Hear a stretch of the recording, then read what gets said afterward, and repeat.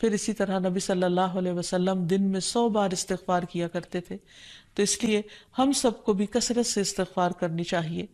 استغفار بیماریوں کا علاج بھی ہے اور اللہ کے عذاب سے بچانے والا بھی، اللہ سبحانہ وتعالیٰ کی رحمت پانے کا ذریعہ ہے، اور پھر بارش کے نزول کا ذریعہ بھی ہے، زراعت میں برکت کا ذریعہ، کبیرہ اور صغیرہ گناہوں سے معافی کا ذریعہ، اچھا اعمال نامہ پانے کا ذریعہ، یعنی قیامت کے دن انسان کو جن کی بخشش ہوگی ان کو خوشخبری دی جائے گی اور ان کا نامہ اعمال جو ہے وہ بہترین نامہ اعمال ہوگا.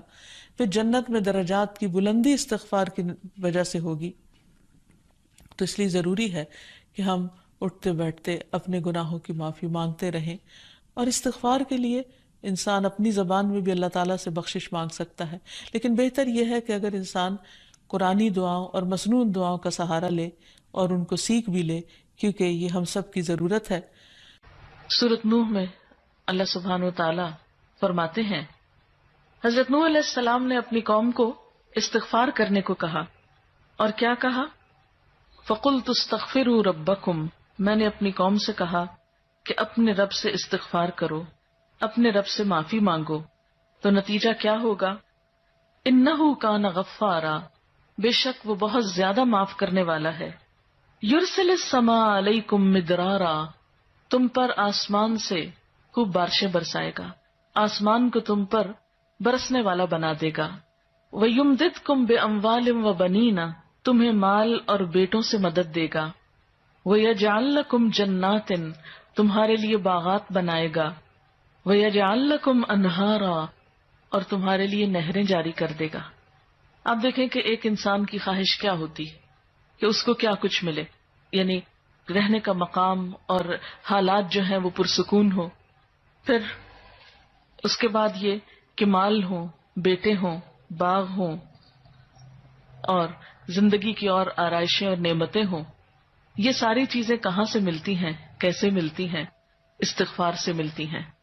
عام طور پر لوگ پریشان ہوتے ہیں، دکھی ہوتے ہیں. مثلا ایک شخص ایک بزرگ کی محفل میں آیا اور اس نے کہا کہ میرے حالات بہت تنگ ہیں، مجھے بہت پریشانی ہے، میرا رزق بہت تنگ ہے، تو آپ مجھے کوئی وظیفہ بتائیے. تو انہوں نے اس کو کہا کہ کثرت سے استغفار پڑھو. دوسرا آیا، اس نے کہا بچوں کی شادی نہیں ہوتی، تو آپ نے اس کو بھی کیا بتایا کہ کثرت سے استغفار کرو. تیسرا آیا تو کہنے لگا کہ بہت قحط سالی ہے، فصلیں اچھی نہیں ہوتی، تو آپ نے اس کو بھی استغفار کا بتایا. تو کسی نے ان سے پوچھا کہ بھائی 3 لوگ آپ سے 3 ڈفرنٹ مسئلے لے کر آئے ہیں، اپنی پریشانیاں لے کر آئے ہیں، آپ نے تینوں کو ایک ہی چیز بتائی ہے. تو اس پر انہوں نے یہی سورۃ نوح کی آیت پڑھ کر سنائی کہ دیکھو یہ قرآن میں اللہ کا وعدہ ہے، اور اللہ کا وعدہ سچا ہے. اللہ تعالیٰ کی بات سے بڑھ کر سچی بات کس کی ہو سکتی ہے؟ ہمارے پڑھنے میں کمی کوتاہی ہو سکتی ہے، لیکن اللہ کی بات میں کوئی شک نہیں. ذالک الکتاب لا ریب فیہ، یہ وہ کتاب ہے جس میں کوئی شک نہیں. لیکن یہ ہے کہ بعض اوقات ہم خود پڑھنے میں کوتاہی کر دیتے ہیں.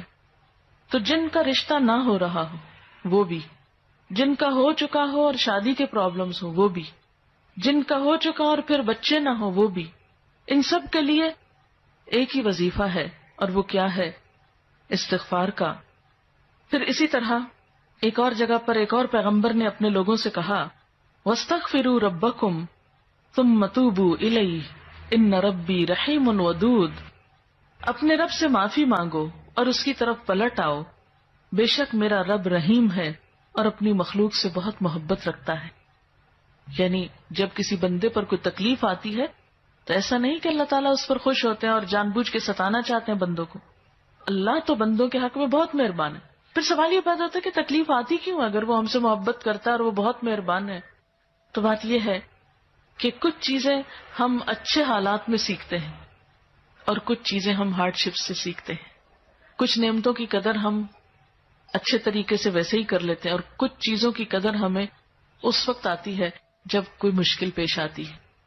آپ دیکھیے کہ اس کی مثال یوں ہی ہے کہ جیسے کچھ کھانے آپ کچے ہی کھا لیتے ہیں، جیسے فروٹس وغیرہ ہیں، آپ کو پکانے کی ضرورت نہیں ہوتی، لیکن کچھ کھانے آپ کو پکا کر کھانے ہوتے ہیں.